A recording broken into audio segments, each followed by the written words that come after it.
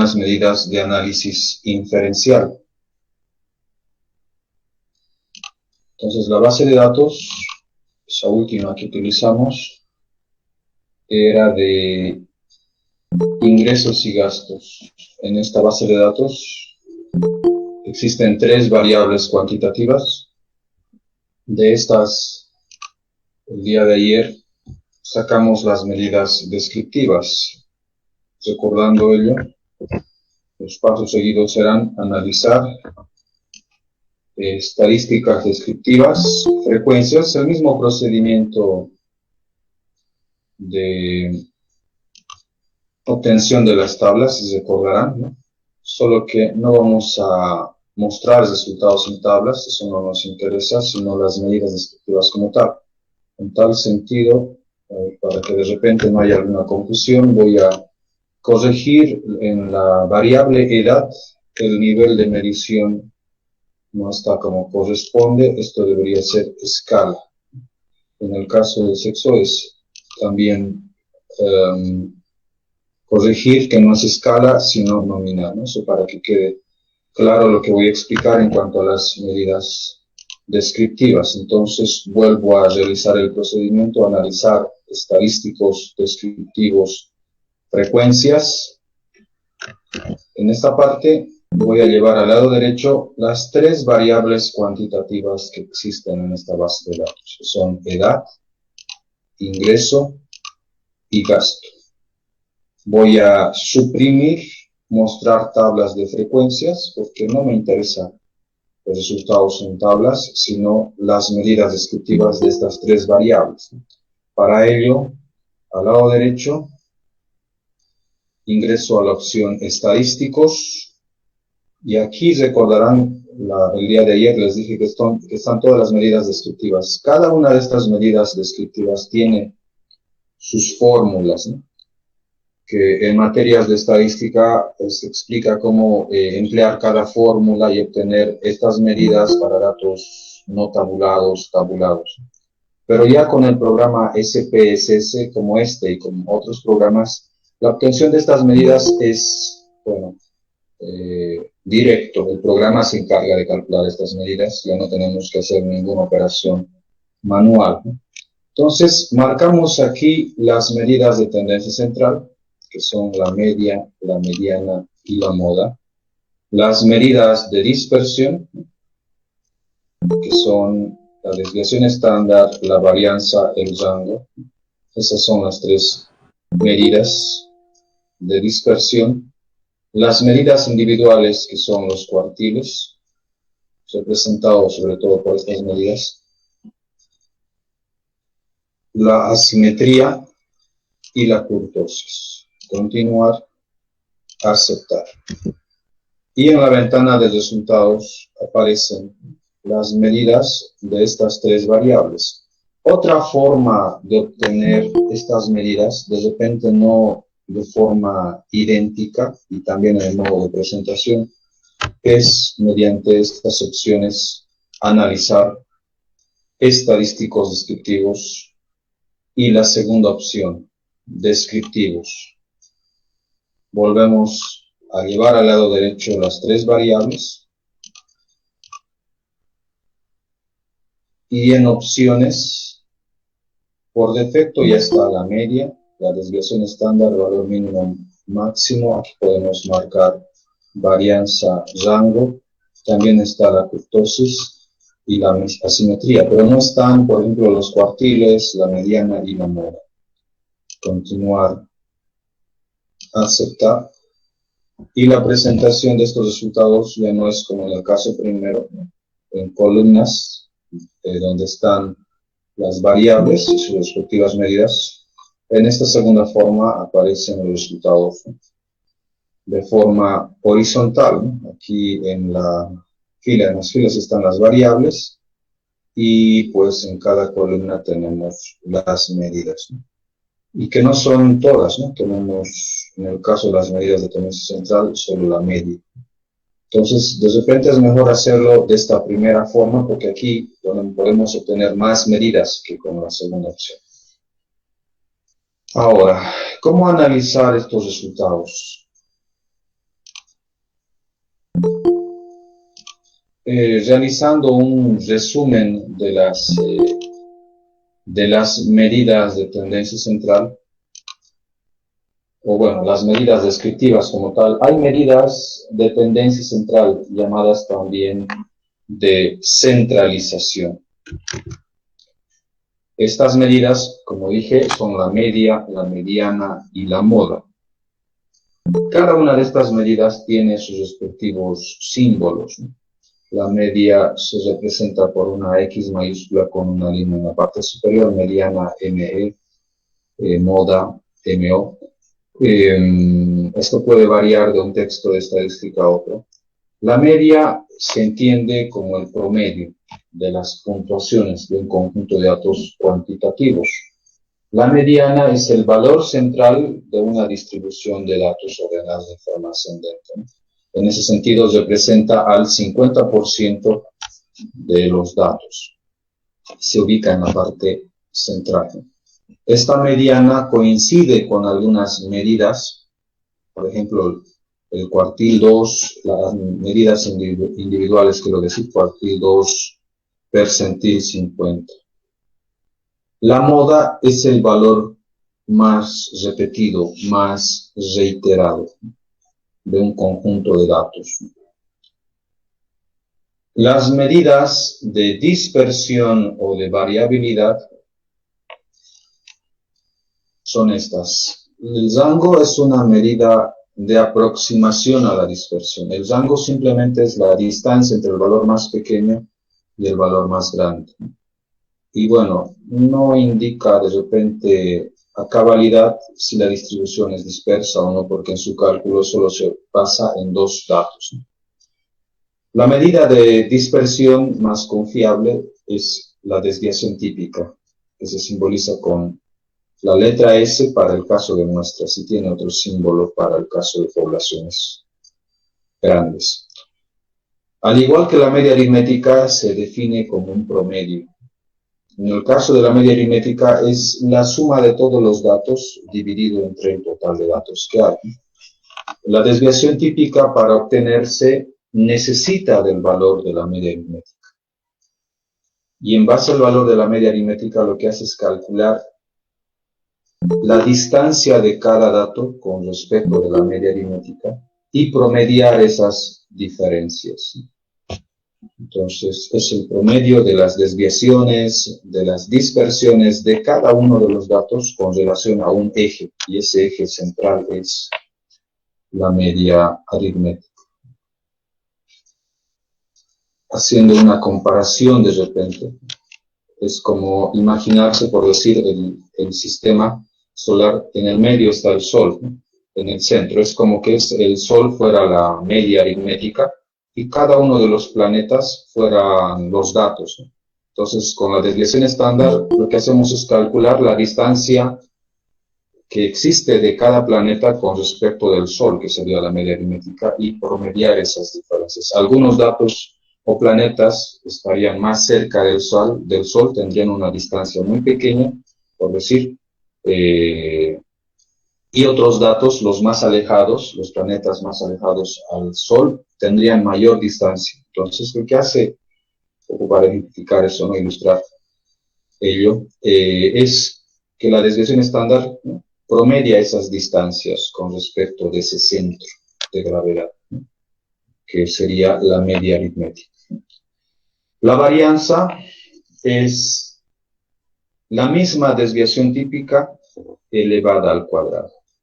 La varianza se utiliza más como medida de análisis inferencial, porque como medida descriptiva ya tenemos la desviación estándar, entonces, y con la desviación estándar ya podemos establecer la variabilidad de los datos, ¿no? Si el valor de la desviación típica es muy pequeño, indica que existe poca dispersión de los datos. Si la desviación típica es grande, tiene un valor alto, significa mayor dispersión de los datos, ¿no?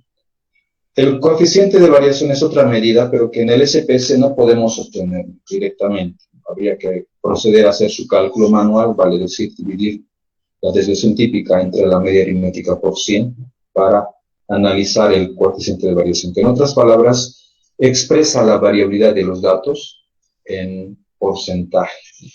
Pero como les dije, en el SPS no tenemos esa técnica, existen en otros programas, pero no así en el SPS. Las medidas individuales, llamadas también de posición, las más representativas son los cuartiles y los percentiles. Los cuartiles deben su nombre al hecho de que para obtenerse se divide al 100% de la población en 4 partes iguales, ¿no? Si dividimos 100% entre 4, pues equivale a 25%. De ahí que cada cuartil está representado por el 25%. Recordarán que les expliqué yo en el gráfico de caja el día de ayer. Cuartil 1, 25%. Cuartil 2, 50%, este cuartil 2 sería igual a la mediana, cuartil 3, 75%. Otra medida son los deciles, aunque en la práctica no se analizan, ¿no? Bajo el concepto de los cuartiles, en el caso de los deciles significaría dividir al 100% de los datos entre 10. De esa manera el resultado es 10%. Significa que cada decil va acumulándose de 10 en 10%. Decil 1, 10%. Decil 2, 20%, 3, 30%, 4, 40%, 5, 50%, que sería igual al cuartil 2 y a la mediana. Decil 6, 60%, decil 7, 70%, decil 8, 80%, decil 9, 90% y decil 10, 100%. Pero en la práctica, como les dije, más que todo, como medidas individuales, se analizan los cuartiles y los percentiles. Los percentiles ya representan al conjunto de datos en una escala de los porcentajes, del 1 al 100%. Entonces, cada percentil, bueno, tenemos 4 cuartiles, tenemos 10 deciles. En el caso de los percentiles, ¿cuántas posiciones podemos analizar? Pues 100, que estaría en relación directa con los porcentajes. Entonces, percentil 1, por ejemplo, sería 1%, percentil 2, 2%, 3, 3%, así sucesivamente hasta el percentil 100. Entonces, generalmente los percentiles se utilizan para analizar algunas situaciones sobre el rendimiento. El percentil 50, que representaría la mediana, es lo que generalmente equivale a lo que sería normal. Entonces, por decir, en el caso de calificaciones, aunque también la misma escala, ¿no? La misma escala de calificaciones en el ámbito de la universidad, ahora en las escuelas es el 100, entonces el percentil 50 equivaldría a una nota de 50, ¿no? De ahí de repente la situación de que la calificación de 51, que sería el percentil 51, equivale a una situación de aprobación, por ejemplo. Pero en el análisis de otro tipo de variables, por decir, en salud, ¿no? Cuando los niños van creciendo, generalmente en ese proceso de crecimiento se los lleva a controles médicos, ¿no? Para que los pesen, midan su talla, ¿no? Y en función a su edad, ¿no? Informen a la madre, ¿no? Si su niño está en un adecuado desarrollo en cuanto a su peso, talla, y los médicos tienen una tablita, ¿no?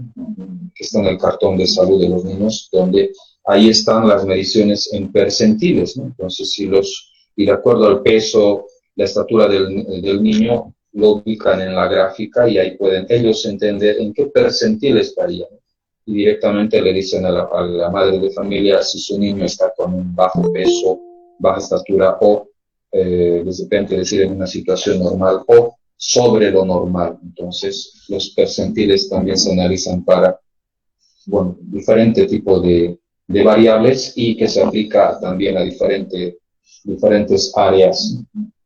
Entonces, en educación, en psicología, en las áreas que hacen a las humanidades y en otros campos, estas medidas estadísticas se analizan mucho, obviamente en función del campo disciplinar de la profesión donde ahí se aplica la estadística, porque la estadística es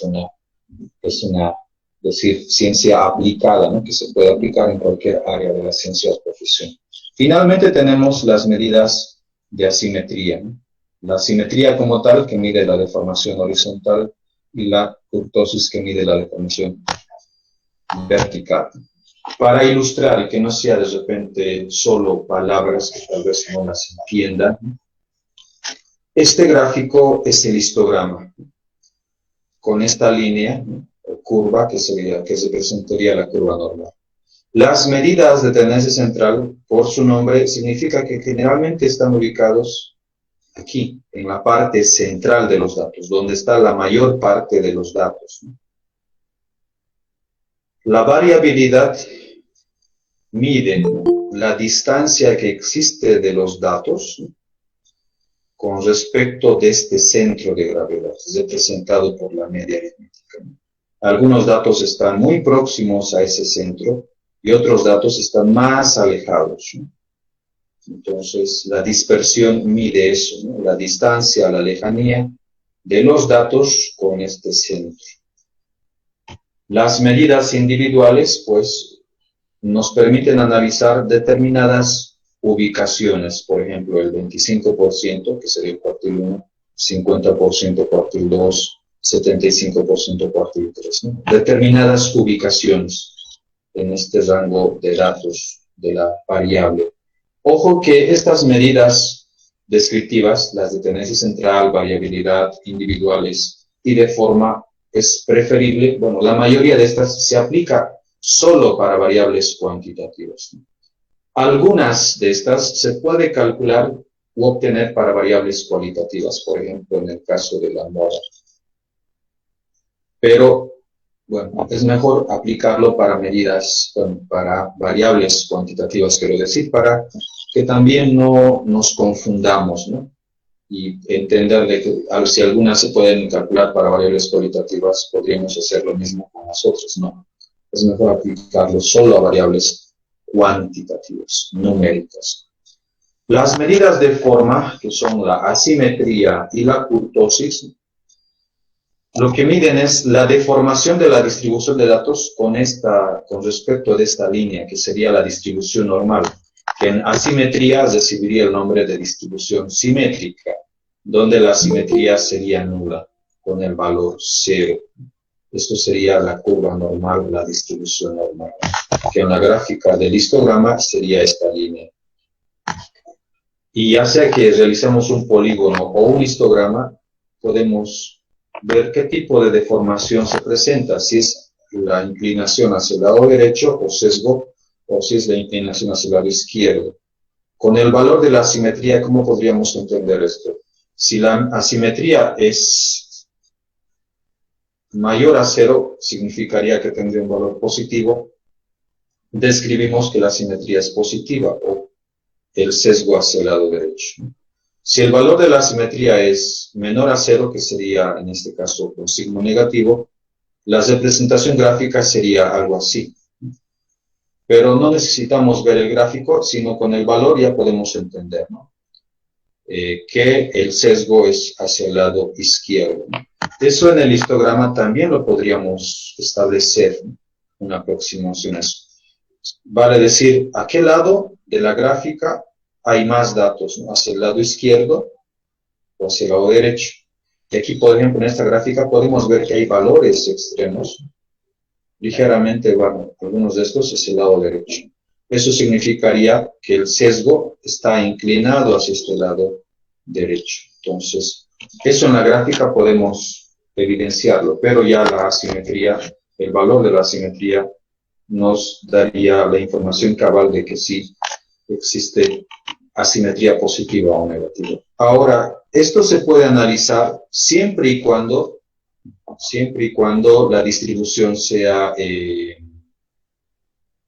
unimodal. La moda es una medida de tendencia central, de repente, bueno, decir la menos confiable, porque pueden haber distribuciones que tienen una moda, que serían las ideales de analizar, pero pueden haber distribuciones con dos modas, con dos valores que se repiten la misma cantidad de veces, o con varios valores, ¿no? Entonces, eso puede de repente afectar el análisis de la simetría.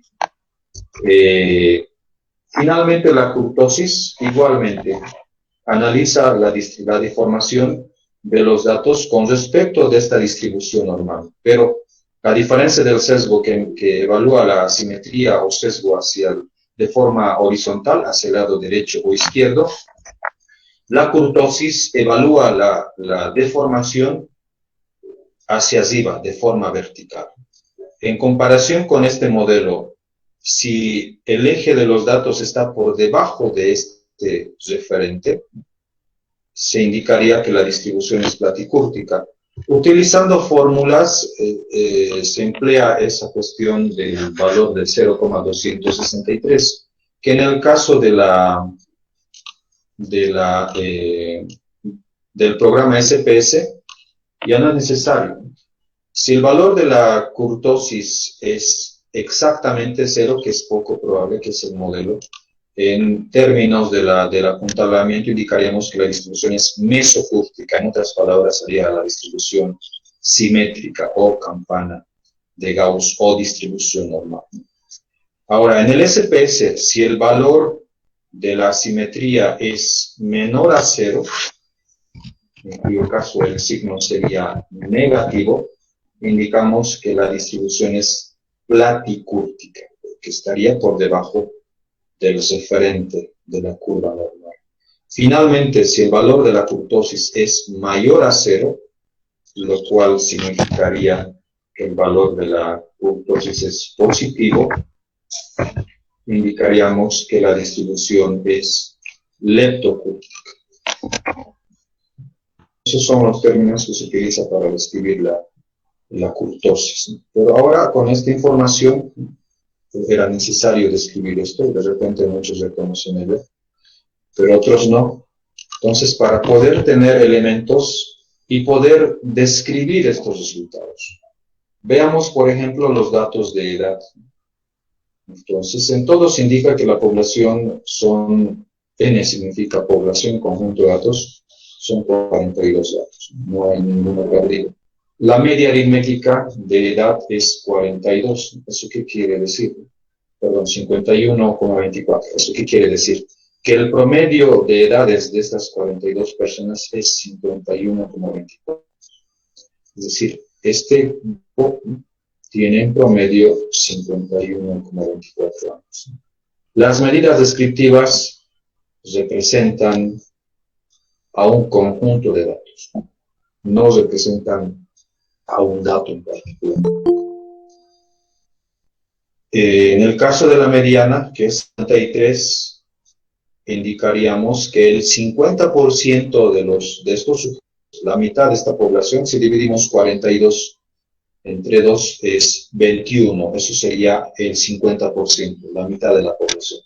Ese 50%, que es esas 21 personas, tendrían una edad igual o menor a 53 años. Y la otra mitad, una edad igual o mayor a este resultado. La moda es el valor que más veces se repite. Pero aquí tenemos una aclaración, ¿no? Hay una aclaración simbolizada con esta letra A. Y aquí indica, ¿no? Existen múltiples modos, se muestra el valor más pequeño. ¿Eso qué quiere decir? Que esta distribución de datos de edad tiene varias modas. Es una distribución multimodal. Y solo el resultado de las medidas nos indica el valor más pequeño de estas modas. Entonces indicaríamos, ¿no? Para describir esto, varios sujetos de la población tienen una edad de 45 años. La desviación estándar es una medida de dispersión. Entonces, no existe, bueno, como los rangos de los datos o la escala de los datos de las variables cuantitativas difieren unas de otras, por ejemplo, la escala de edades, de repente, si tomamos en cuenta valores de edades desde el nacimiento 0, 1, 2, y vamos en la escala, generalmente va a ser hasta 110, algunos casos, ¿no?, de sujetos que tienen edades por encima de 100. Generalmente, pero esa es la escala de datos, ¿no?, del 1 al 100, por decir, más o menos. En el caso de ingresos, la escala de valores es diferente, ¿no? Desde el 0, todas parten de 0, ¿no?, pero su escala de valores va a ser mucho mayor, ¿no? Entonces, difiere la escala de valores de una variable cuantitativa a otra. Entonces, no podemos establecer una norma para el análisis de la desviación típica para todas las variables cuantitativas. Sería difícil. Entonces, la desviación estándar, ¿no? De modo general, podríamos decir que si es un valor pequeño, indica que los datos no están muy alejados, pero si es un valor grande, significa mayor dispersión de los datos. De forma comparativa, podríamos ver la desviación estándar de estas tres distribuciones, aunque, bueno, son diferentes, ¿no? La edad con respecto del ingreso o gasto.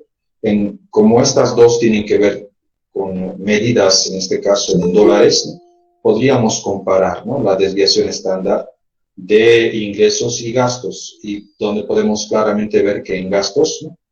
La desviación estándar es un poco mayor que el de ingresos. Aquí podemos indicar entonces que los datos de la variable gastos tienen una mayor dispersión de los datos con respecto de la distribución de ingresos, ¿no? Entonces, podríamos decir mayor, menor o calcular la distancia que existe entre estas desviaciones estándar.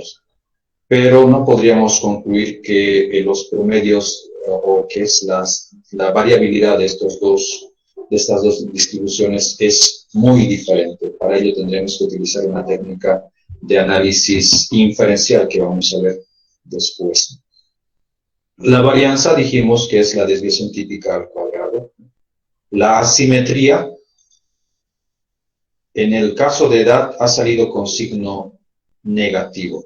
¿Eso qué quiere decir? Que la distribución de datos, ¿no?, es negativa con un sesgo o inclinación hacia el lado izquierdo, ¿no? En el caso de ingreso y gasto, en ambos es positivo. En ambos casos la distribución es asimétrica positiva, ¿no? Aquí era asimétrica negativa. En estas dos es asimétrica positiva por el signo con el sesgo hacia el lado derecho. En el caso de la kurtosis, en el caso de edad ha salido con signo negativo. Recordemos que para la kurtosis, si el signo de la kurtosis es negativo, se describe que la distribución es platicúrtica. Si es positivo, leptocúrtica. Veamos los resultados de kurtosis. Y en el caso de edad es 0,717, que es positivo. Perdón, estoy aquí. Kurtosis es negativo. Menos 0,702. ¿no? Entonces, aquí la distribución sería platicúrtica, en el caso de la kurtosis de edad. En ingreso, donde la kurtosis es menos 0,866, también es una distribución platicúrtica. La única que es positiva es la de gasto, donde la kurtosis es positiva. Aquí indicaríamos que es leptocúrtico. En las primeras dos, como es negativo, platicúrtico, y en la tercera, leptocúrtico, por el signo. Esa es la forma de describir estos resultados. Podemos comparar la simetría de estas distribuciones y decir cuál es más asimétrica, cuál es la que tiene mayor deformación o menor deformación vertical, hablando de la kurtosis, ¿no? Podemos comparar. Entonces, para describir y entender estas medidas es importante tener base, conocimiento de la definición de estas medidas, ¿no? Porque de lo contrario no podremos entender estas medidas. Finalmente, bueno, el rango es la distancia entre el valor más pequeño y más grande. En el caso de edad, la distancia entre el valor más pequeño y más grande es 32. En la variable ingreso, el rango es 430, es el rango entre el ingreso más pequeño y el ingreso más alto, o el ingreso más bajo y el más alto. En gasto es mayor, es 530. Aquí tenemos los cuartiles expresados, pero en términos de percentiles. Pero aquí tendríamos el cuartil 1, el cuartil 2, que es la mediana, y el cuartil 3. El cuartil o percentil 50, que es el cuartil 2, que es aquí 53, pueden ver de que es igual que la mediana que tiene valor 53. Es el resultado idéntico, ¿no? Porque como les dije, cuartil 2 y mediana representan al 50% de los datos, por ende van a tener el mismo valor. El cuartil 1, que es el 25%, el percentil 25, aquí tiene como valor 44,75. Ese sería el valor que deja al 25% por debajo de sí. En el caso de edades, ¿cómo describiríamos este resultado? Indicando que la cuarta parte de la población, o el 25% de los sujetos, tienen una edad igual o menor a 44,75. Si vamos a ingreso, diríamos que el 25% de esta población tiene un ingreso igual o menor a los 382,75 dólares. Y en el caso de gasto, el valor de la kurtosis del cuartil 1, perdón, es un poco mayor que el de ingreso, que es 400 dólares, que significaría que el 25% de esta población tiene un gasto igual o menor a los 400 dólares. Ya el cuartil 2 se entiende lo mismo que la mediana.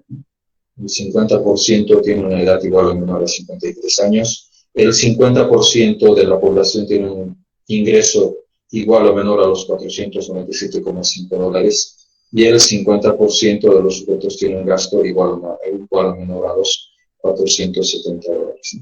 El cuartil 3, 75%. Significaría que el 75% de los sujetos tiene una edad, porque esta es la variable edad, igual o menor a los 57 años.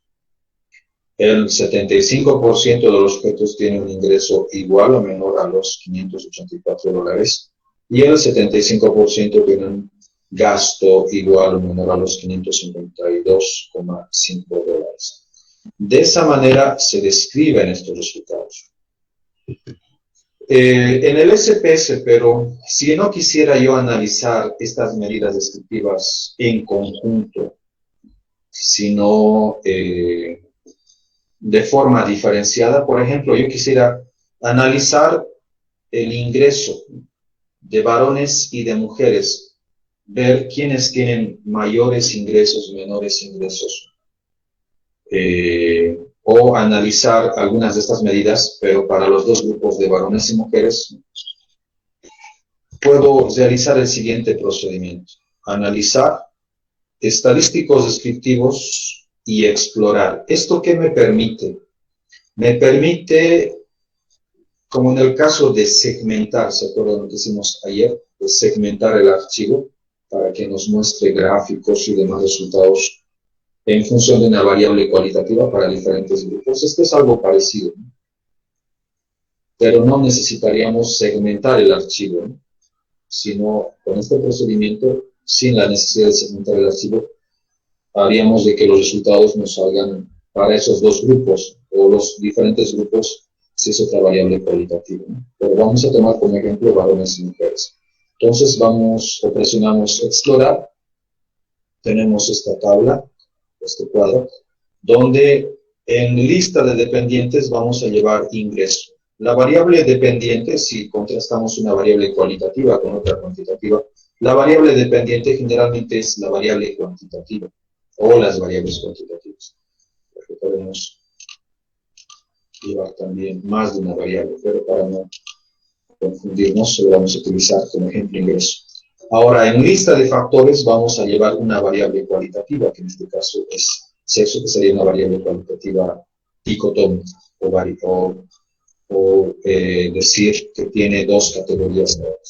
Podríamos haber llevado otra variable cualitativa, y lo que nos haría el programa es sacar las medidas descriptivas para esos grupos. En este caso son dos grupos, pero en otra variable, si tuviera tres categorías, nos presentaría tres grupos de resultados. Aparte de ello, sobre esto, nos aparece ambos, que va a mostrar, tanto estadísticos como gráficos. ¿Qué gráficos? Detalle y hoja, que no se utiliza mucho. Este histograma podría ser, y va a salir también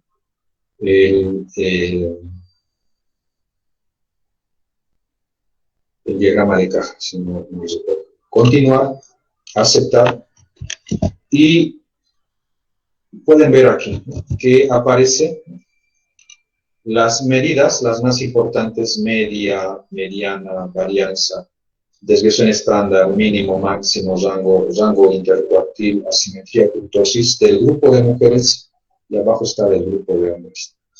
Entonces, con la media de mujeres y con la media de hombres, podemos ver en cuál grupo el ingreso, ¿no?, es más alto o más bajo.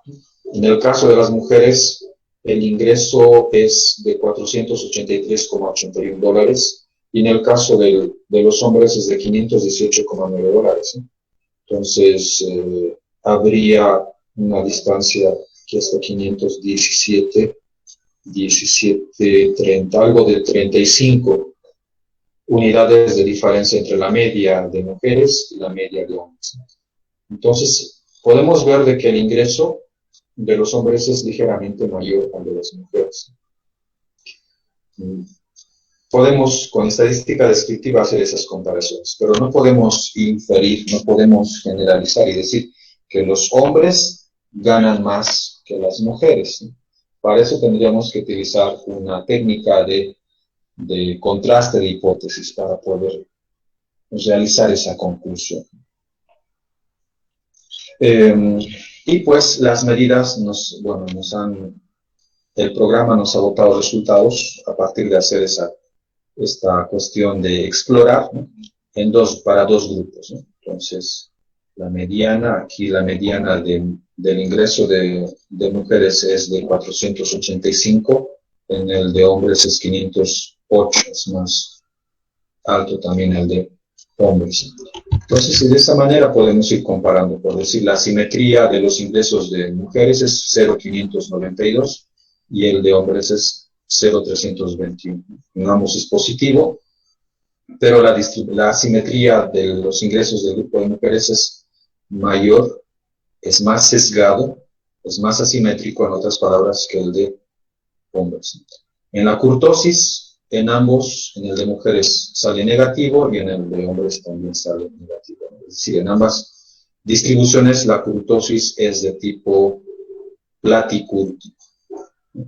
Entonces, ¿por qué ha salido con signo negativo? Ese tipo de comparaciones podríamos realizar. Otras medidas que de repente no han salido son estas del rango intercuartil. El rango intercuartil mide la distancia entre el cuartil 1 y el cuartil 3. Eso es el rango intercuartil, aunque en la práctica no se utiliza mucho como medida de análisis. Con esto hemos terminado la parte de medidas descriptivas. Hemos visto tablas, gráficos y ahora las medidas descriptivas. Por el tiempo, bueno, lo estamos resumiendo así. Vamos a pasar ahora a la parte del análisis inferencial. La estadística inferencial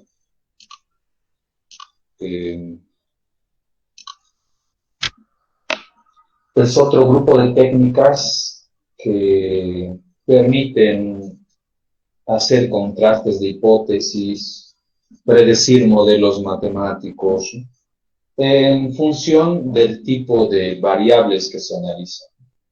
Si las variables son cualitativas, se utiliza un grupo de técnicas denominadas no paramétricas, donde ahí, por ejemplo, tenemos el chi cuadrado, tenemos la prueba de Wilcoxon, que son medidas para variables cualitativas. Pero si tenemos o queremos analizar variables cuantitativas, siempre y cuando estas variables cuantitativas cumplan la prueba de normalidad, es decir, que la distribución de datos cuantitativos se aproxime a la distribución normal, esa curva que vimos en el histograma, entonces podemos utilizar técnicas de análisis inferencial. Por ejemplo, las más conocidas son la correlación, que mide la relación entre dos variables cuantitativas; la regresión, que es una ecuación que permite realizar predicciones; el test de comparación de proporciones para evaluar la diferencia entre porcentajes o proporciones, el t-de-student, que permite analizar una variable cuantitativa con otra variable cualitativa dicotómica o binaria, y el ANOVA, que permite analizar una variable cuantitativa con otra variable cualitativa politómica. Por el tiempo vamos a ir viendo algunas, las más importantes, empezando por el chi cuadrado o g cuadrado, como está en algunas técnicas. El g cuadrado es una prueba estadística que se utiliza para evaluar hipótesis acerca de la relación entre dos variables categóricas cualitativas. Por ejemplo, comprobar la relación entre el nivel de conocimiento sobre la planificación familiar y la práctica anticonceptiva, por ejemplo, o entre rendimiento evaluado en categorías malo, regular, bueno, muy bueno, entre, por decir, diferentes grupos de estudiantes. Vamos a utilizar directamente una base de datos. A ver, permítanme, bueno, estas las vamos a utilizar después. Abrir otra base de datos. Si me están siguiendo, de esta base de datos para el G cuadrado vamos a utilizar, a ver, esto después. Vamos a empezar con tasa de mortalidad con la distribución 5, tasa de mortalidad y grado de urbanización por departamento. Abrimos esa base de datos y es esta. Es una tabla que se ha pasado a una base de datos. Estos resultados son de un censo del 2001. Entonces, aquí, por ejemplo, si sacamos la tabla con dos variables, recordemos, para ello vamos a analizar estadísticos descriptivos frecuencias, llevamos tasa de mortalidad y, no, estamos en el procedimiento, tendría que ser por filas y columnas. Analizar estadísticos descriptivos tabla cruzada, llevamos a filas, a ver, primero vamos a ver qué cantidad de categorías tiene cada uno. Menos que provincia, no estamos, pensé que era una variable esta. Condición de pobreza y departamento, no, esta no la tenemos. Y hasta llevar al SPS tardaríamos mucho. Entonces, esta es condición de pobreza por departamento, que no está aquí. Ah, esta es la 11. Vamos a empezar con el 11, entonces 11, la distribución 11. Como les decía, sacando la tabla cruzada, recordando nuevamente, es la distribución 11. Lo que habría ese dato es de, bueno, son variables cuantitativas, para el chi cuadrado no podríamos aplicar. Para el chi cuadrado necesitamos tener dos variables cualitativas, que sería la distribución 11. Sacando la tabla cruzada, analizar estadísticos descriptivos, tabla cruzada, llevaríamos departamento a las filas y condición de pobreza sería las columnas y departamento a las filas. Aceptar. De esta manera saldrían los resultados de la tabla cruzada. Con estadística descriptiva podemos sacar tabla, gráfico, hacer comparaciones y decir en cuáles departamentos hay mayor pobreza, en cuáles menor. Pero si quisiéramos concluir y hacer una contraste de hipótesis y decir si la condición de pobreza es diferente o similar en todos los departamentos, tendríamos que utilizar una técnica de contraste de hipótesis. Y en este caso, como ambas son cualitativas, necesitamos aplicar el chi cuadrado. El chi cuadrado evalúa la diferencia entre las frecuencias observadas, que serían estas, y las frecuencias esperadas. Las frecuencias esperadas son frecuencias teóricas, que en el SPS podemos obtenerlas. En el mismo procedimiento de sacar la tabla cruzada, donde ya llevamos a fila y columna las dos variables, en la parte de casillas, recordarán que esto lo vimos para sacar los porcentajes en una tabla cruzada. Aquí, en la parte superior están recuentos esperados. Estas son las frecuencias esperadas. Si sacara la tabla con estas frecuencias esperadas son frecuencias teóricas, es decir, lo que el modelo estadístico nos indicaría que deberían ser las frecuencias, ¿no? Pero en los recuentos, en lo que se ha obtenido en la práctica, en este caso a partir del censo o aplicando encuestas, son estos de arriba, ¿no? Los de abajo son las frecuencias teóricas. Estas frecuencias teóricas pueden dar en decimales también, porque son frecuencias teóricas. Y el chi cuadrado lo que analiza es la diferencia entre estas frecuencias observadas y estas frecuencias esperadas. Cuando estas diferencias son muy grandes, entonces significa que los datos de las dos variables son muy diferentes. Pero si estas frecuencias observadas no son muy diferentes o muy alejadas de estas frecuencias esperadas, significaría que los datos de las dos variables son parecidos, no guardan muchas diferencias. Eso haría en la práctica el chi cuadrado, ¿no? Pero para aplicar el chi cuadrado no necesitamos sacar la tabla, las frecuencias observadas esperadas. No, no es necesario. Solo les explico esto para que pues entiendan por qué procedimiento o lógica va a salir el resultado que en un momento les voy a mostrar. Entonces, para hacer el contraste de hipótesis, tomando en cuenta que esta es una técnica no paramétrica, vale decir, para variables cualitativas, necesitamos realizar estos tres pasos. Formular la hipótesis nula, obtener el valor de la técnica, que en este caso sería el valor del chi cuadrado y el valor sigma asintótico en el SPS, y hacer el contraste de valor sigma, nos va a dar el SPS, y el 0,05, ¿no? Que sería, en otras palabras, el 5% del nivel de significancia. Generalmente, los contrastes de hipótesis en estadística inferencial se hacen a ese nivel, 5%. Existe otro nivel que es 1%, pero el que más se utiliza es el 5%. Ahora, en la formulación de las hipótesis nulas, en investigación generalmente planteamos una hipótesis, en investigación cuantitativa quiero decir, una hipótesis que es la hipótesis de investigación. Pero para hacer los contrastes de hipótesis, contrastes de técnicas inferenciales, necesitamos formular una hipótesis nula. Esa hipótesis nula es lo contrario, lo opuesto a la hipótesis de investigación. Esta hipótesis nula está en directa relación con los modelos estadísticos, es decir, con lo que en teoría se esperaría que suceda.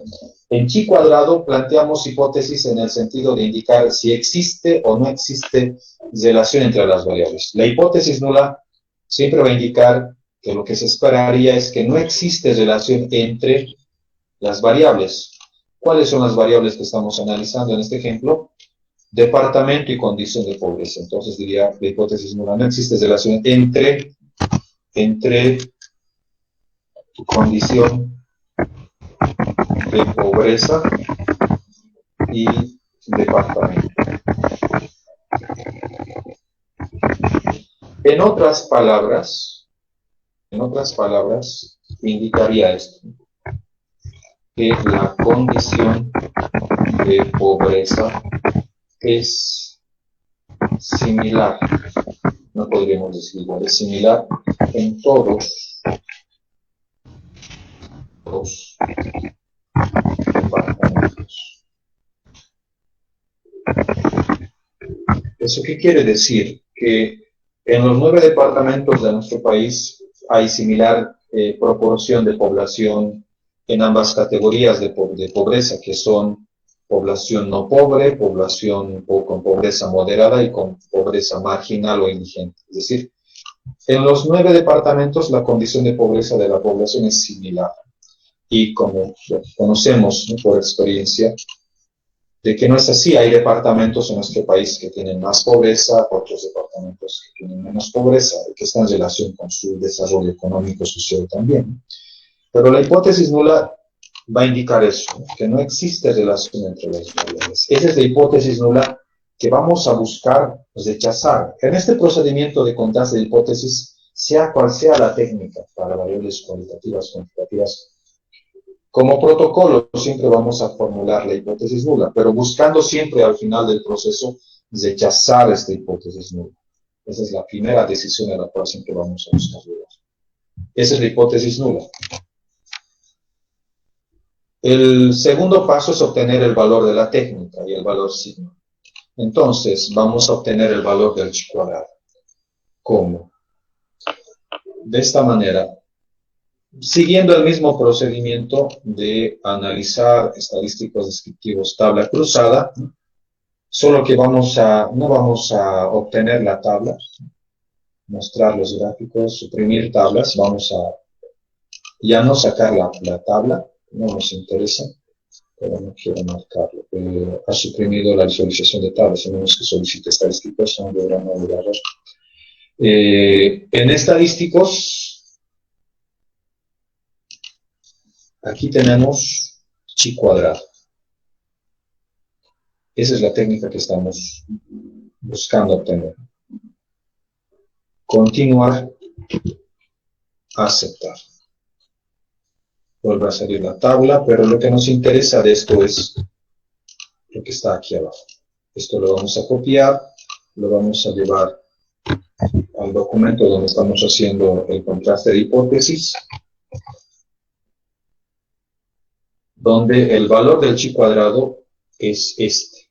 Ese es el valor del chi cuadrado, que se obtiene producto de su fórmula. Simplemente como referencia, el chi cuadrado tiene esta fórmula. Es igual, se simboliza x al cuadrado igual a la sumatoria de las frecuencias observadas menos las esperadas al cuadrado sobre las frecuencias esperadas.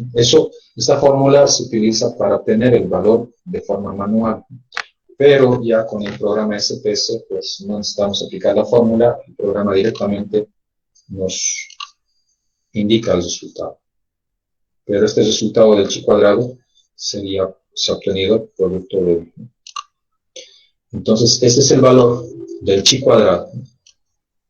Lo voy a marcar con rojo. ¿Cuál es el valor sigma? El valor sigma está aquí. El valor sigma asintótico, que sería 0. Si lo voy a marcar con otro color.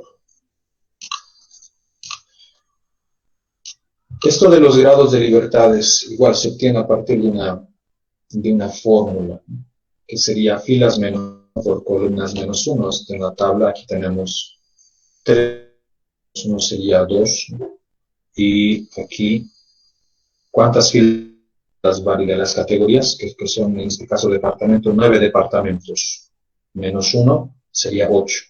Entonces, filas menos 1, que sería 9 menos 1, 8. Y columnas menos 1, 3 menos 1, 2, 8 por 2, 16. De ahí resulta esto, ¿no? El programa ya directamente nos indica ese valor.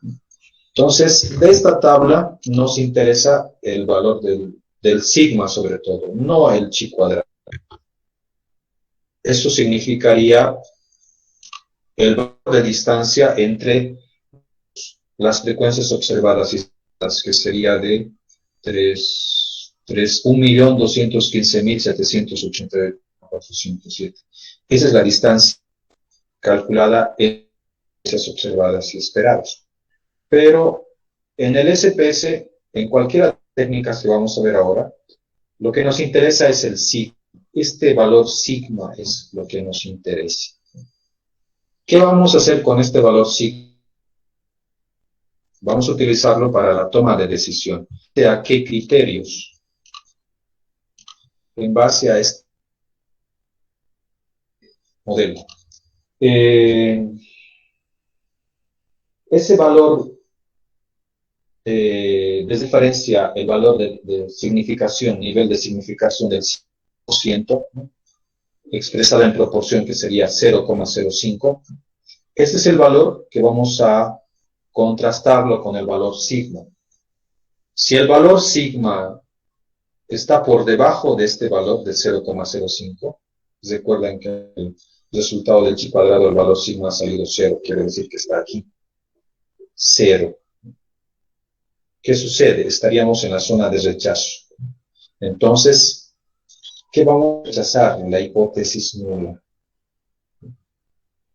Pero si el valor sigma asintótico es mayor al 0,05, estamos en el otro lado, en la zona de aceptar. Si el valor sigma es mayor a 0,05, no rechazaríamos la hipótesis nula, nos quedaríamos con ella. No sería lo ideal. Siempre vamos a procurar, al hacer el contraste de hipótesis, la toma de decisión, rechazar la hipótesis nula. Y en este caso estamos en esta situación de rechazo. ¿Por qué? Porque el valor sigma ha salido 0, que es menor a 0,05. Entonces, ¿qué vamos a indicar en este tercer paso? Podemos indicar como el valor sigma es menor a 0,05, se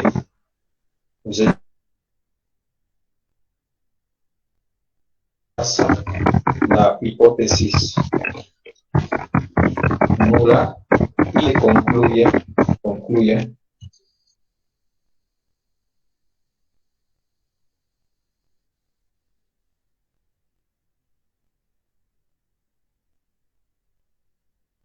variables. Si vamos a rechazar eso, vamos a concluir lo contrario. Vamos a decir que existe relación, podemos agregar aquí inclusive significativa, entre condición de pobreza y departamento. Es decir, que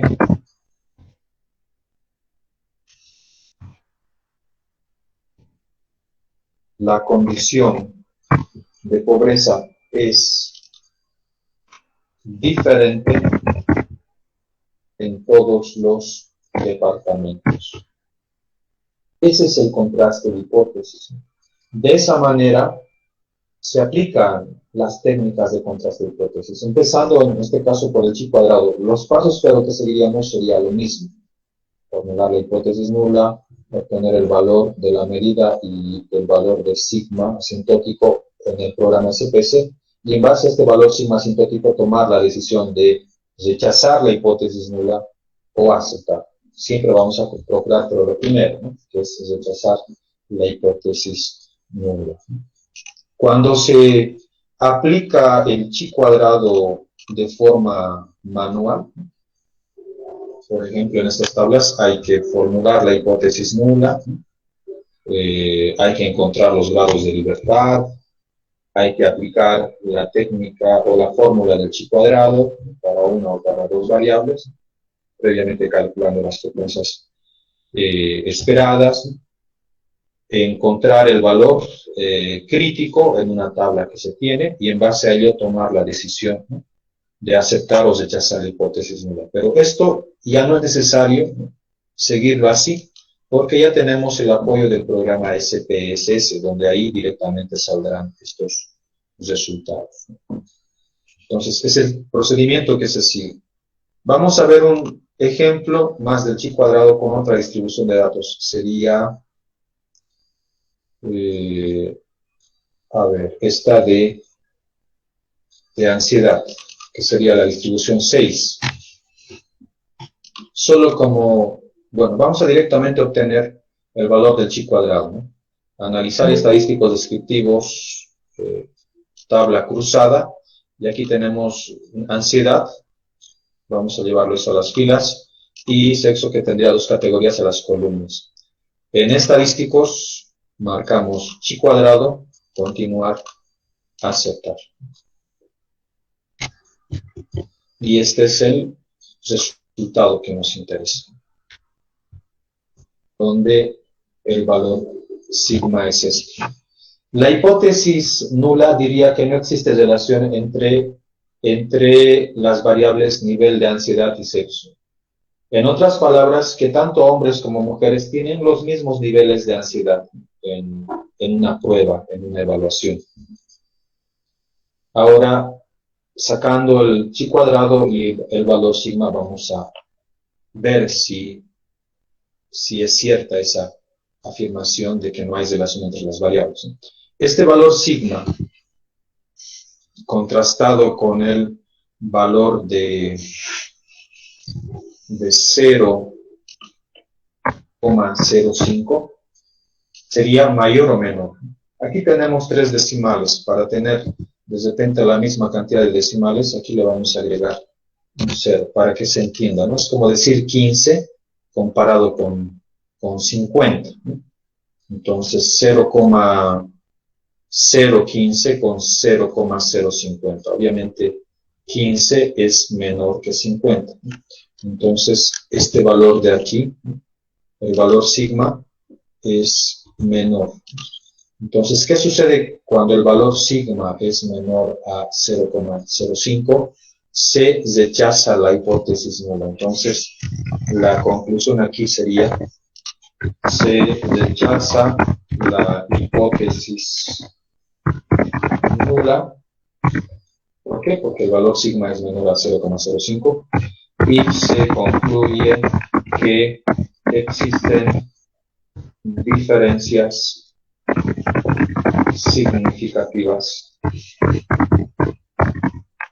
entre el nivel de ansiedad entre hombres y mujeres. En otras palabras, que existe una relación significativa entre el nivel de ansiedad entre hombres y mujeres. Algo que en la tabla también podemos apreciar. En la tabla, ¿no? Los hombres, por ejemplo, tienen 2, el nivel de ansiedad leve, 7 moderado y 6 severo. En el caso de mujeres, hay más personas, más mujeres que tienen un nivel de ansiedad leve, 5 moderado, 2. En otras palabras, las mujeres tendrían más bajos niveles de ansiedad en comparación con los hombres. Pero eso con estadística descriptiva no es suficiente, ni tabla ni gráfico. Necesitamos utilizar una técnica de contraste de hipótesis, que en este caso es el chi cuadrado, para poder llegar a esa conclusión. Para esto, para hacer este tipo de contrastes, es importante siempre, cuando uno hace una investigación cuantitativa, a momento de recolectar los datos en la encuesta que va a elaborar, que plantee preguntas que estén en relación con su hipótesis, ¿no? Para poder llegar a hacer este tipo de procedimientos de contraste de hipótesis. Porque si no tenemos en encuesta variables que nos permitan analizar y hacer este contraste de hipótesis en función de nuestra hipótesis general de investigación, pues no vamos a poder llegar a este nivel. El chi cuadrado generalmente se utiliza así de forma comparativa, ¿no? Pero en algún caso podríamos utilizarlo para una sola variable. Por decir aquí, solo me interesaría evaluar los niveles de ansiedad, ¿no? Solo la variable niveles de ansiedad. La hipótesis nula en nivel de ansiedad, que es una sola variable, indicaría, ¿no?, que los niveles de ansiedad son idénticos, ¿no? Para hacer el contraste de una sola variable, para analizar el chi cuadrado habría que ir por otro lado. Tendríamos que ir a analizar. Aquí está pruebas no paramétricas, cuadro de diálogos antiguos, y aquí tenemos chi cuadrado. Esta forma de obtener el chi cuadrado sería para que nos bote el resultado del chi cuadrado para la variable. Pero si quisiéramos hacer el contraste del chi cuadrado para 2 variables al mismo tiempo, tendríamos que seguir los pasos anteriores. Esto es solo para el análisis de chi cuadrado de variable por variable. Marco chi cuadrado. aparece esto, podría llevar las dos variables a ambos lados, pero el resultado del chi cuadrado que me botaría sería para una variable y para la otra variable. Aceptar. Tal como aquí en las tablas, bueno, aparece una tabla para ansiedad y otra tabla para sexo, los resultados de chi cuadrado en ese sentido son así. Hay un resultado de chi cuadrado para ansiedad y un resultado de chi cuadrado para sexo. Y el valor de sigma asintótico es esto.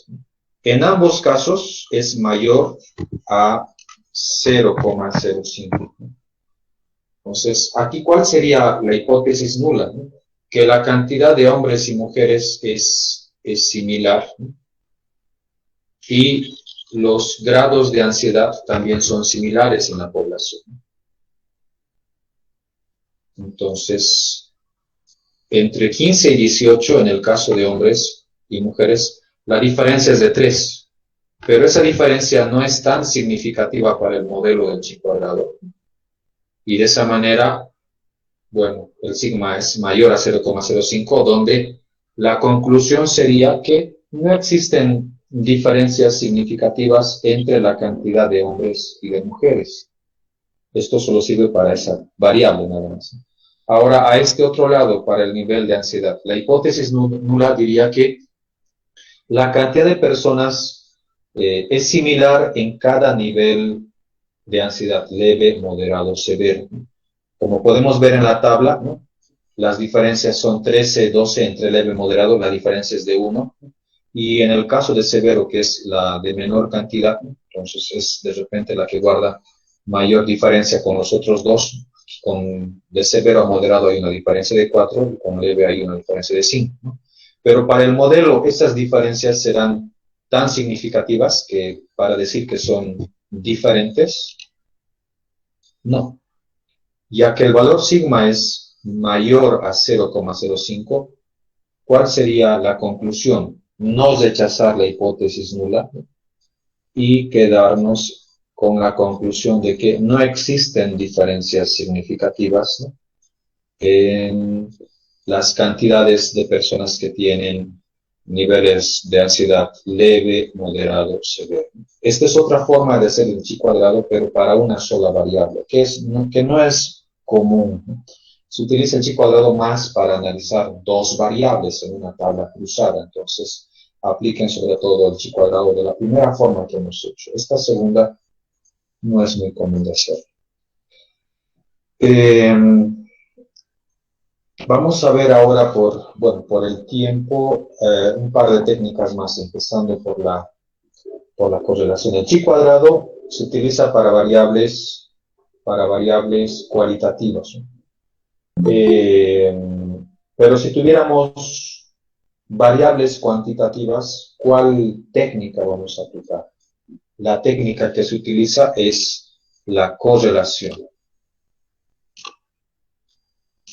La correlación, o también llamado coeficiente de correlación o coeficiente de correlación de producto-momento de Pearson, si se expresa en porcentaje, indica el porcentaje de la variación de una variable debido a la variación de la otra. Mide la relación entre dos variables cuantitativas. Eso es importante. El chi cuadrado, dos variables cualitativas. La correlación, dos variables cuantitativas. Es la diferencia. Chi cuadrado cualitativas, correlación cuantitativas. Por ejemplo, calificaciones entre un grupo y otro,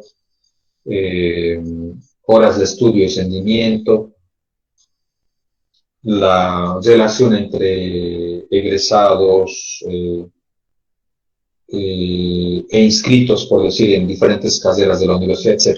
Entonces, es importante tener dos variables cuantitativas. Para la correlación, vamos a utilizar la base de datos de esta anterior, de ingreso y gastos, que habíamos utilizado hace rato. Ingreso y gastos. Aquí tenemos dos variables que son ingreso y gasto, ¿no? Entonces, para la correlación vamos a seguir los mismos 3 pasos. Pero en este caso, ahora para la correlación, la técnica que vamos a aplicar sería correlación.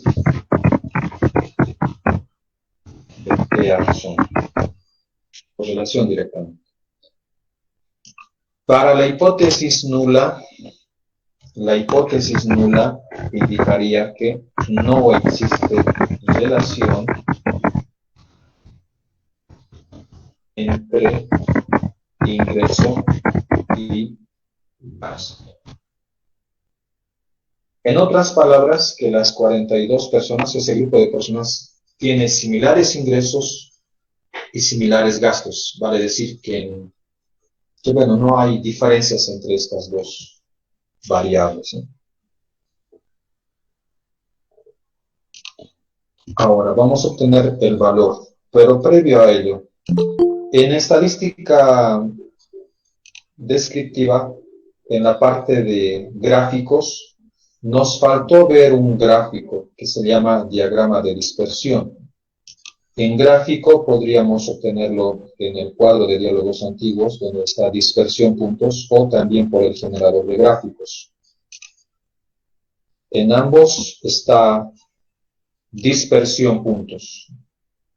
Elegiríamos el primero, donde tendríamos que llevar estas dos variables cuantitativas, que son ingreso y gasto.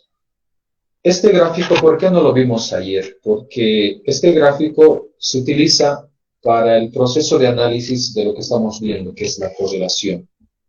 Vamos a sacar la gráfica y tendría esta forma.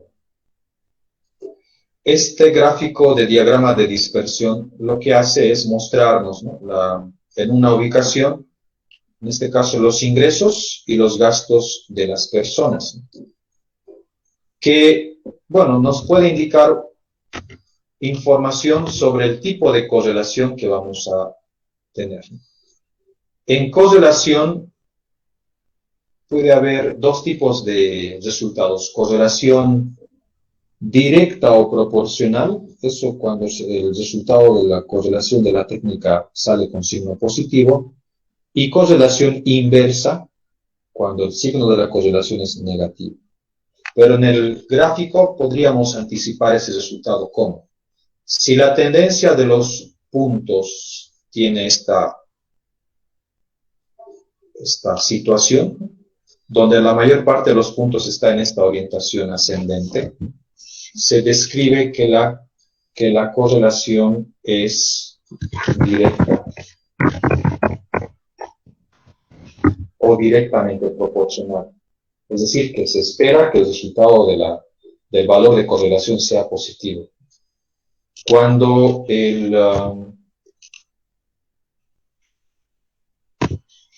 la tendencia de los valores más bien, de los puntos más bien, es al revés, es decir, que es de forma descendente, eso se describe como correlación inversa o inversamente proporcional. En una correlación directa, ¿por qué se llama correlación directa? Es decir, que la proporción, en similar proporción, los valores pequeños se van a asociar con valores pequeños de la otra variable, medios con medios, altos con altos. En esta cuestión de ingreso y gasto, ¿cómo se entendería eso? Las personas que tienen ingresos bajos van a tener gastos bajos, los que tengan ingresos medios van a tener gastos medios, y los que tengan ingresos altos van a tener también en la misma proporción gastos altos, y es lo que nos indicaría el resultado como tal. En una correlación inversa, ¿cómo se entendería? Aunque en la práctica es difícil que suceda ello, ¿no?, con la mayor parte de los sujetos, ¿no? En una correlación inversa con estas dos variables, ¿qué significaría? Que las personas que tienen ingresos bajos van a tener gastos altos, y aquellos que tengan ingresos altos van a tener gastos bajos. En otras palabras, a esas personas se los llama los tacaños, por ejemplo, o los salados, ¿no? Eso en la práctica, en estadística, en investigación cuantitativa, que nos interesa las tendencias, lo que sucede con la mayor parte de la población, no nos sirve. Nos interesa lo que suceda con la mayor parte de la población. Y en la práctica, en la vida real, sucede lo primero, es decir, que los que tienen la mayor parte de los sujetos que tienen ingresos bajos tienen gastos bajos y en esa misma proporción van ascendiendo los datos. Eso indicaría esta gráfica. Pero, bueno, en algún reporte de análisis estadístico de la correlación pueden acompañar este gráfico en el análisis. Eso es solo para complementar lo que vimos ayer en la parte gráfica. Ahora vamos a obtener directamente el resultado de la correlación. ¿Cómo se obtiene el resultado de la correlación? Marcando las opciones analizar, y aquí tenemos correlaciones. La que vamos a aplicar es bivariada. Hay correlaciones múltiples también, pero que correspondería a análisis multivariado, que no es propósito de este curso, además que implicaría más tiempo, etc. Vamos a simplemente analizar la bivariada, sería la relación entre dos variables. Marcamos bivariada y vamos a llevar ingreso y gasto, solo esas dos. Podríamos llevar varias variables cuantitativas y lo que haría el programa es comparar de dos en dos, en grupos de dos, en la correlación. Pero bueno, como ejemplo, solo vamos a llevar estas dos. Además, son las que nos interesa analizar, ingreso y gasto. Ya está marcado por defecto Pearson. En opciones, podríamos pedir que nos saque los resultados de medidas, pero no es necesario para tal vez con estadística descriptiva comparar los resultados del ingreso, de media de ingreso, media de gasto, que ya lo vimos hace rato, ¿no? Entonces no vamos a marcar esto, simplemente queremos que nos obtenga, nos dé el resultado de Pearson. Continuar, aceptar, y esta es el cuadro donde se nos muestra los resultados de la correlación. El resultado directamente debería ser 1, pero lo que hace el programa es como, bueno, como hemos utilizado dos variables, hacer como un cuadro, donde en las filas están las dos variables, ingreso y gasto, lo propio que en las columnas, ingreso y gasto. Y lo que hace el programa es contrastar la variable, en este caso ingreso, consigo misma en un primer resultado. Por eso sale la correlación 1. Es decir, ha contrastado los valores de la variable ingreso con sus mismos valores, ¿no? Por ello, por ende, la correlación es 1, es decir, que coinciden, pues obviamente, los datos de la misma variable consigo mismo. Eso no nos interesa analizar, tampoco lo de gasto con gasto, donde también sale 1. Lo que nos interesa es la variable ingreso con la variable gasto.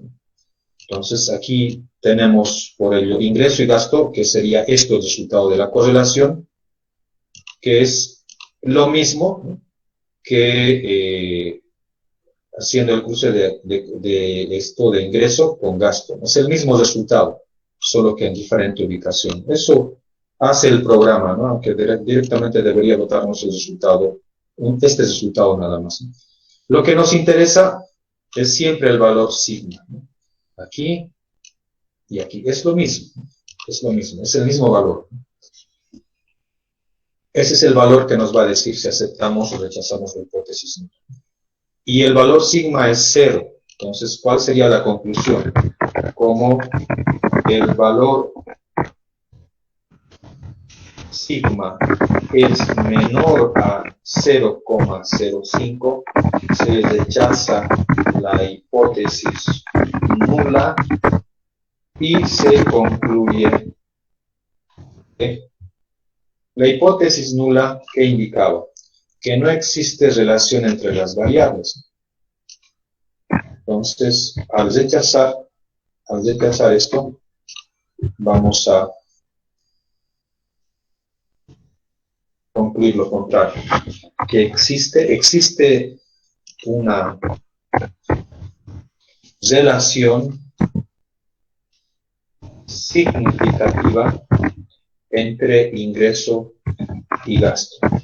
Es decir, que las personas que tengan ingresos bajos, sus gastos serán también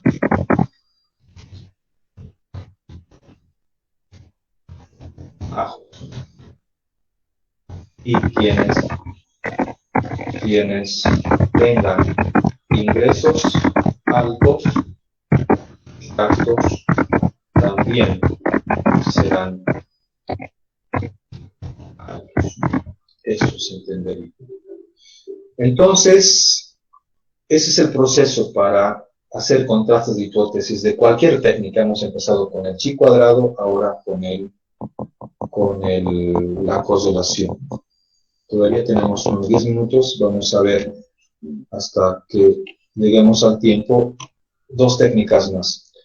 Hemos visto técnica para 2 variables cuantitativas, que sería el chi cuadrado. Técnica para 2 variables cuantitativas, que sería la correlación. Ahora, ¿qué pasa si tenemos la intención de analizar bueno, 2 variables de diferente tipo, vale decir, una cualitativa con otra cuantitativa? ¿Qué pasa? ¿Cuál técnica tendríamos que utilizar? Vamos a empezar con una técnica que se llama TED-Student. El TED-Student, ¿en qué situación se aplica? El TED-Student, que se escribe así, TED-Student,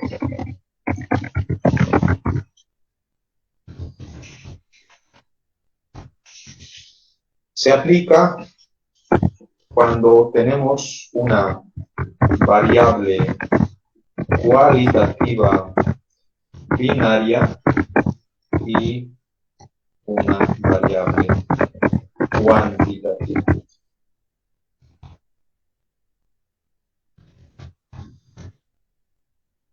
Entonces, la base, como estamos en técnicas paramétricas, la correlación es una técnica paramétrica. ¿Por qué se llama paramétrica? Porque las variables son cuantitativas.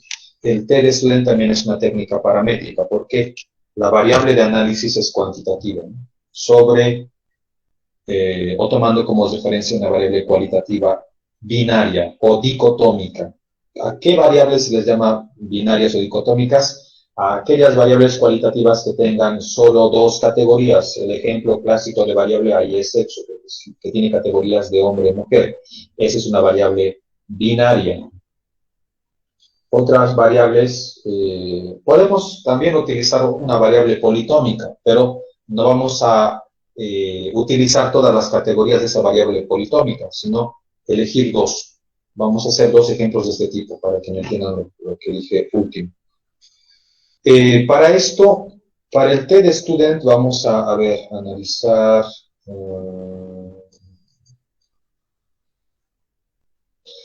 esto de los ingresos. ¿Recuerdan que hicimos el procedimiento de explorar, ¿no?, los ingresos de hombres y mujeres, ¿no? Nos dio como reporte resultados de medidas descriptivas para hombres y mujeres, ¿no? Y vimos que había ligeras diferencias entre el ingreso de hombres y mujeres, pero no era suficiente ello para poder concluir que hay diferencias significativas entre los ingresos de hombres y mujeres. Para poder llegar a esa conclusión vamos a utilizar el TED-Student. Entonces, es el ingreso entre hombres y mujeres. ¿Cómo sería la hipótesis aquí? La hipótesis nula indicaría que no existen diferencias significativas entre el ingreso de hombres y mujeres, ¿no? También mujeres y hombres. Esa es la hipótesis nula. En otras palabras, esto significaría que los hombres y mujeres tienen similares ingresos, ¿no? Pero vamos a ver eso. Esa es la hipótesis nula. ¿Cómo se encuentra el valor de TED-Student? Mediante estas opciones. Analizar,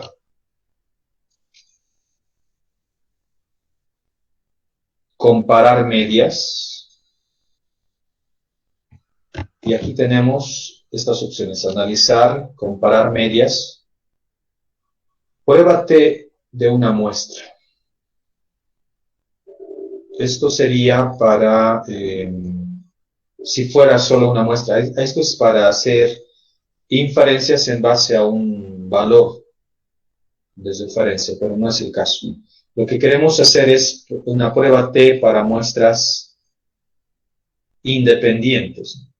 Lo de muestras dependientes sería el caso de, por decir, el mismo grupo, tuviéramos, por decir, un grupo de hombres y, o por decir, un grupo de estudiantes con las notas del primer parcial y del segundo parcial. Este sería para contrastar las notas del primer parcial y del segundo parcial de un mismo grupo. Eso sería el caso de muestras dependientes, ¿no? Pero las muestras independientes serían aquellas que no tienen relación, como lo que vamos a hacer. El grupo de hombres y de mujeres son grupos diferentes, ¿no? Entonces, sería esta la prueba que vamos a utilizar. Prueba T para muestras independientes. Y vamos a llevar la variable cuantitativa ingreso como variable de prueba. Y aquí abajo vamos a llevar la variable cualitativa, donde hay que definir grupos.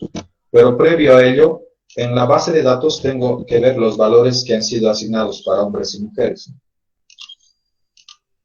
que es 1 mujer, 2 hombre.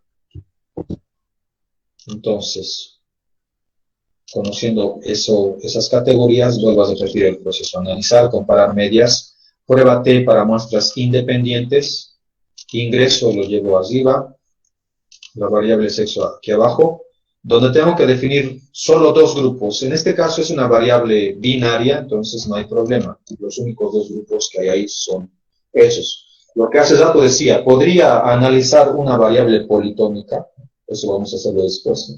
Pero de esa variable politómica solo tengo que elegir dos grupos, porque el TDStudent solo se hace para el análisis de dos grupos, ¿no?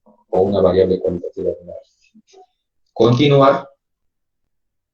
¿Qué opciones tenemos aquí? El contraste que siempre se hace es al 95%. Aceptar. Y en la prueba T nos salen resultados de la media automáticamente. Ya eso al inicio de la clase vimos, ¿no? Bueno, teniendo la media de ingreso de hombres y mujeres, donde vimos que hay una diferencia de cerca de 30 unidades, ¿no? Pero no es suficiente ello. Lo que nos interesa es encontrar el valor T. A ver si esto lo copio. Lo llevo aquí, pero es una tabla muy grande. No va a aparecer todo. De esto nos interesa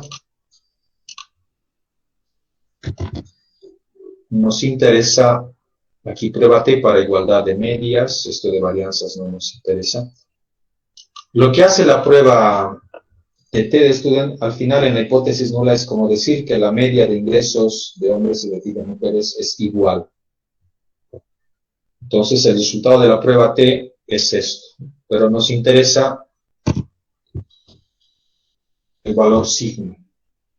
Este valor sigma, ¿no?, es 0,357.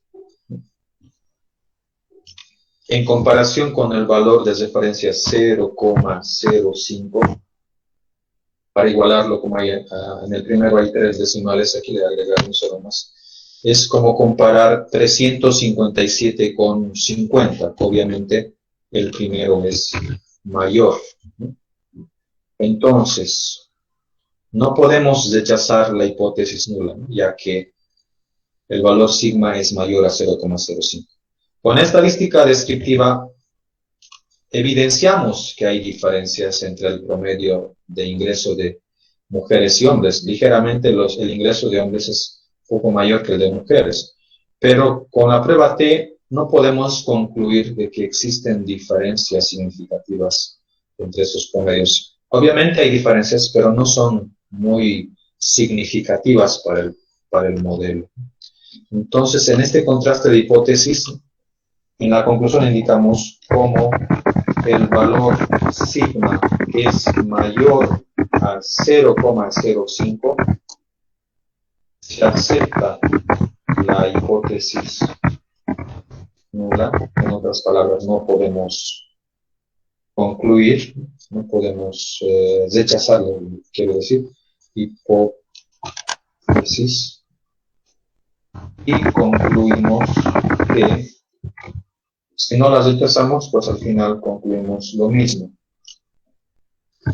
que no existen diferencias significativas entre el ingreso de mujeres y de hombres. De los tres ejemplos que hemos hecho hasta ahora, en los primeros dos, chi cuadrado por relación, rechazamos la hipótesis nula. Es el primer caso donde no podríamos rechazarlo.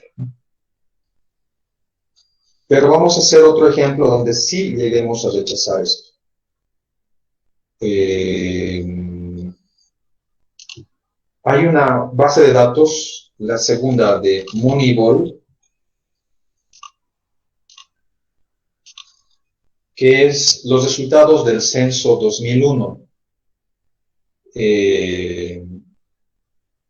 Aquí tenemos departamentos en la segunda variable, los 9 departamentos, y vamos a hacer un ejemplo del índice de pobreza.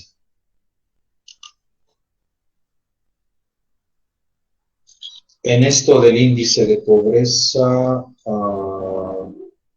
a ver, vamos a tomar como referencia nuestro departamento, que es Cochabamba, que aquí se puede ver que está con el valor 3. Sabemos que departamentos tienen similares índices de pobreza. Ahí podríamos ver que Cochabamba, La Paz o Santa Cruz son similares.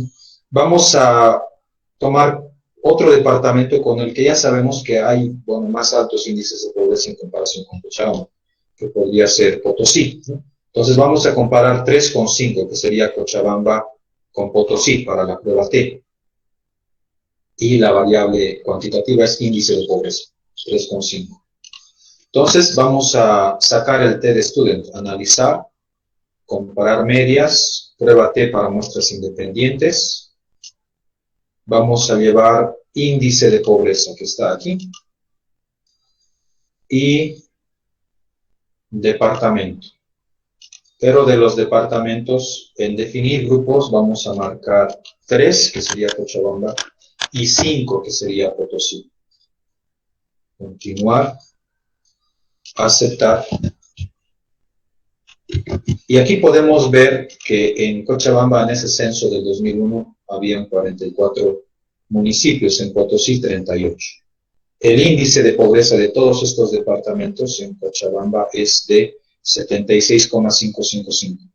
En Potosí es mayor, que es 88,87. Nuevamente, con estadística descriptiva estamos viendo que hay diferencias. Ahora vamos a comprobar con el modelo T si esas diferencias para este modelo son significativas o no. El valor sigma es 0,05, que contrastado con el valor de referencia 0,05 o 0,50, podemos ver de que 0,05 es menor. Es como decir 5,50, 5 es menor que 50. Entonces, en este caso, sigma es menor al valor de referencia. Entonces, ¿eso qué quiere decir? La hipótesis nula diría que el índice de pobreza entre Cochabamba y Potosí es similar, es parecido, pero para el modelo no es así. Entonces, con este resultado de sigma menor a 0,05, rechazaríamos esa hipótesis nula y concluiríamos que los índices de pobreza entre Cochabamba y Potosí son diferentes. Para terminar, esto lo vamos a hacer rapidito por el tiempo. Hemos visto con el T de student relacionar dos grupos diferentes en base a una variable cuantitativa. Tomando en cuenta esta misma base de datos y las dos variables, departamento e índice de pobreza, Si yo quisiera analizar la situación de pobreza de los 9 departamentos, no solo de 2, ya no me sirve el TDStudent. Lo que tengo que aplicar es el ANOVA. El ANOVA es una abreviatura de análisis de varianza. La técnica ANOVA se aplica para una variable cuantitativa y una variable cualitativa politómica. ¿Qué quiere decir variable cualitativa politómica? Que tiene más de 2 categorías, como en este caso de departamento. Y vamos a sacar directamente el resultado y sobre eso les explico. Analizar, comparar medias y aquí está, ANOVA de un factor.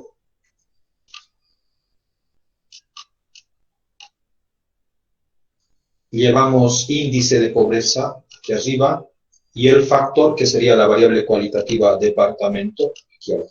En el TDStudent nos pedía, ¿no?, elegir 2 grupos. Aquí en el ANOVA, no, directamente llevamos la variable cualitativa politómica y va a contrastar todas las categorías de esa variable. En esta prueba de la ANOVA, en contrastes, aquí, en post-hoc hay una prueba que se llama 2K. En un momento les explico qué información nos aporta esa prueba de 2K. Continuar, aceptar. Bueno, son varios resultados que salen. En esta prueba post-hoc, el 2K, haría algo parecido a lo de el TDStudent. Toma un departamento como referencia y lo relaciona con los otros departamentos. Es decir, compara el índice de pobreza de un departamento de referencia con otros departamentos. Aquí nos interesa el valor sigma, ¿no? Entre Chuquisaca y La Paz, el valor sigma es 0,534. Recordemos siempre el valor de referencia, 0,05. ¿Con qué departamentos o en qué departamentos el valor sigma es mayor a esto? Aquí, este primero, este segundo, tercero, cuarto, quinto. En todos estos, el valor sigma es mayor. También aquí, también aquí. ¿Qué significa eso? Que comparando el índice de pobreza de Chuquisaca con La Paz, Cochabamba, Oruro, Potosí y Tarija, su índice de pobreza con esos departamentos es parecido, es similar. Lo propio con Beni y Pando. Con el único departamento que es diferente, su índice de pobreza es con el de Santa Cruz. Ahora, si tomamos en cuenta otro departamento como base de referencia, en este caso La Paz. La Paz con Chuquisaca es parecido. Es diferente La Paz con Cochabamba, ¿no? Ahí el valor sigma es 0. La Paz con Oruro es parecido. La Paz con Potosí también. Es diferente La Paz con Tarija. Ahí el valor sigma es menor a 0,5. Lo propio con Santa Cruz. Es diferente. Con Beni es parecido y lo mismo con Pando. Eso nos indicaría la prueba 2K. Pero nos interesa el ANOVA como tal, es decir, todos los departamentos. En esta primera tabla nos sale ese resultado. La hipótesis nula en esta prueba de departamento con índice de pobreza diría que el índice de pobreza en todos los departamentos es parecido. Recuerden que la hipótesis nula siempre es lo que se esperaría en el modelo teórico.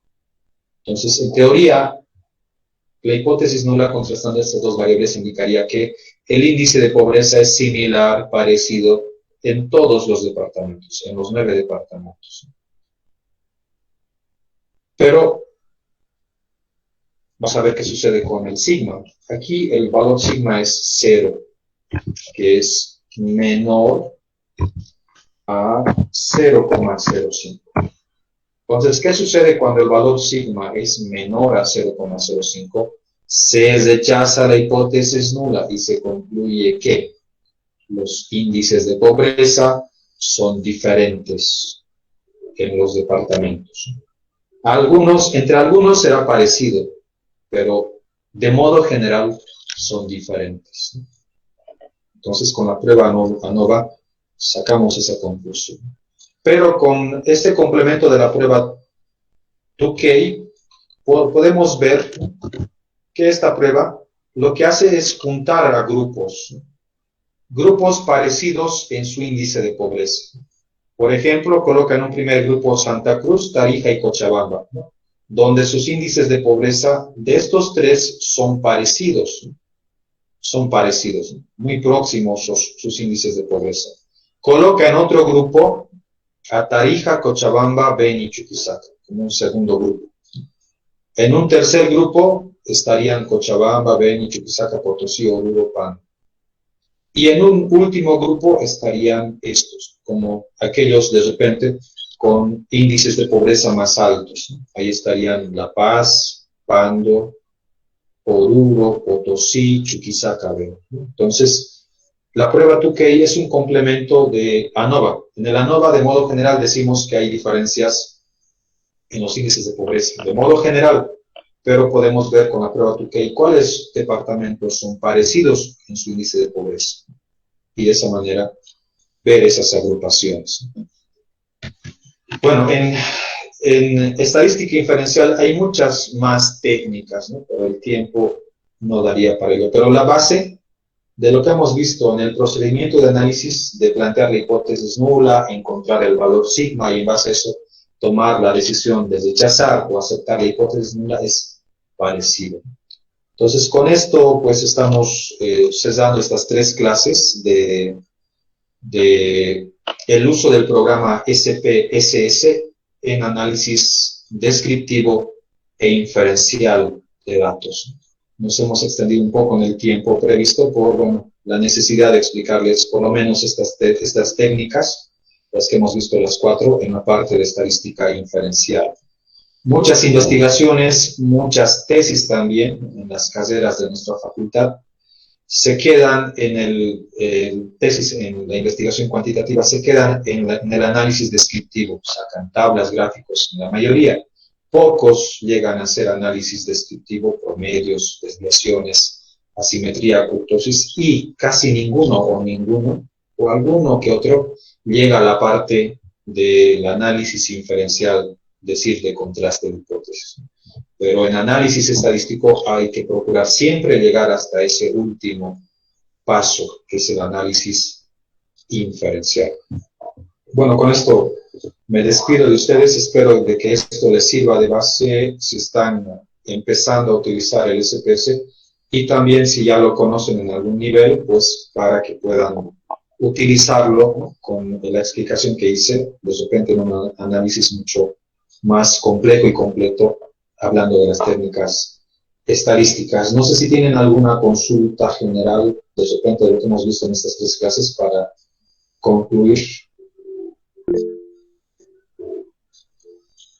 Bueno, entonces será conmigo hasta otro momento. Espero que les haya servido nuevamente. Gracias por su atención. Buenas noches.